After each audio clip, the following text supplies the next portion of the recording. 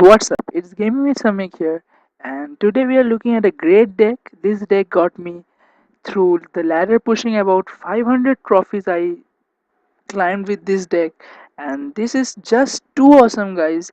It is too easy and also too effective at just 3.5 elixir. So let's just see into this deck and let's go.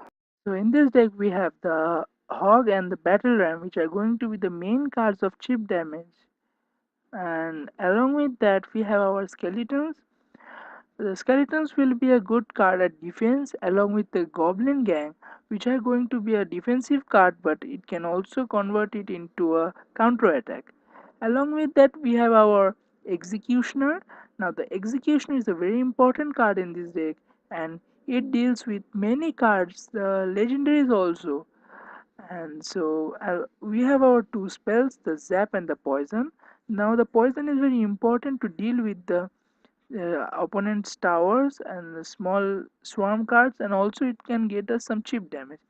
And finally we have the inferno for the tanks. So yeah, that's all. Let's just see some defensive strategies. Great defensive card, and it can easily deal off with heavy cards like the witch and the wizard, and pair them with the skeletons, and they're just perfect, and you can get a huge positive elixir trade out of it. The elite barbarians are such a deadly card, but the goblin gang can easily deal off with them. But be sure that opponent doesn't have a zap or the fire spirits, then you might have to just use your battle ram or and along with the executioner to stop it.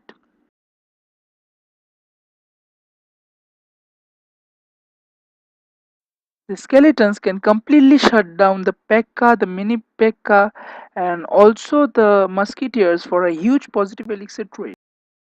The battle lamp serves to be a great distraction in case you need it, and it can then translate into a great counter push. Using the distraction like a hog and the executioner to clear off the opponent's cards can be just perfect, and it can also build up a huge counter push for you. Also use the Goblin Gang to deal off his splash damage cards by surrounding them so that they cannot destroy your goblins at once.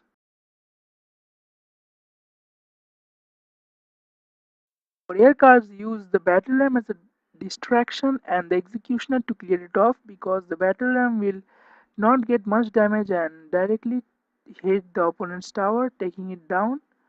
Barbarians are such an easy card to deal with. You can just distract them and clear off them with the Executioner. Well, here I am using my distractions, and it makes a great counter push and also a positive elixir trade. For beatdown decks and the counter pushes, you have to use the Inferno for the tanks, and at the same time, we can use the Executioner to clear off the back and also the Battle Ram to distract it. Both Executioner and the Goblin Gang can deal with the balloon, but it will get some damage on your tower, or at least the bomb which is activated at that. Whenever you see the bomber, be sure and be fast to use your poison to chip it along with the tower. You can use other cards also to be chipped off. Now for the barbarian heart, it is a little hard, but it is not that hard, and you can deal off with it by using the executioner and the battle ram. Now the battle ram is a very good card against most of the buildings because of its log, which like acts as a shield. Now the executioner will clear off the barbarians that are coming out, and the barbarians of the battle ram will take care of the building. Now you have the executioner which will get some damage on the tower. Best way to deal with prince or dark prince is to use the inferno and also the skeletons as a distraction, and the inferno passes with full health. In case of a goblin barrel, you have to act quick and use your executioner or the goblin gang, which can deal off pretty well with the goblin barrel. For three musketeers, it is a little hard in this deck, but not completely impossible. You have to poison it first to get it a little low because otherwise it is too hard to stop them. And you can use the executioner and the battle ram to distract it. You can also use the goblin gang, but still it will have some health. So for any kind of swarm troops, the goblin gang is a perfect counter and it stops most of them, even minion horde and the Skarmy, etc. And for Prince, you can also use your Executioner. I misplaced it, sorry. So you can distract it with the Battle Ram and also the Skeletons, but that's is fine. So here we are looking at the replay, and in this deck, as soon as you start with chip damages like the Hog and the Battle Ram, and be ready with your zap or other cards to clear off distractions. Now I had to use my skeletons for the furnace because I did not have the execution at the beginning, but the execution is the perfect card against the furnace. And though the execution is slowed, but think of it as this way, like the executioner gets more time to stay in your part of the arena so that you can build up a stronger push.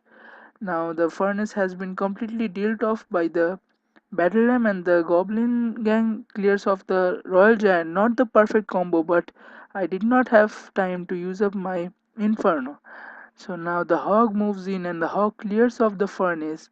Though the Hog was meant to go to the tower, but that's okay. The furnace would have been a problem anyway. So now we don't have anything, so I had just started off with my poison to get some chip damage and also to stop him from attacking from that side. So and now I started off with my executioner from the back, and luckily at the time he dropped his hog, so the hog got did not get the most of it. And also I used up my skeletons to stop the hog from getting some damage, and now we have a great push with the hog combined in it, and his tower is getting some great damage now, guys. So uh, this was a very good combo against my executioner from the back, but anyway it was not that strong. So now he has got a great push coming, but I can stop it with my executioner, and the executioner deals perfectly with it. So this is looking good, and now we can push from the other side. And in this deck you have to always keep pushing, because if you don't, the opponent will get time to build up a huge push, which would be somewhat hard to counter in this deck. So the Inferno will deal off with the Royal Giant, but never drop the Inferno before the Giant, because the Giant has a slightly bigger radius than your Inferno, which can be devastating when your Inferno will not lock onto it. And now I would use my skeletons to kill off the Hog and the Battle Ram as a distraction. He's using the princess. I would use my Goblin Gang to kill off the princess. And now we have got a great push. And I think that's it. He has given up. So that's it, guys. Hope you enjoyed this deck. And don't forget to share this video with your friends who are suffering the same problem like me and don't have any legendaries or very few, so that they can also play and become great players. So that's it. Don't forget to like this video and also comment any changes that you would like in this deck, so I could suggest you better ideas. And that's all for this video, I think. See you guys next time. Goodbye and clash on.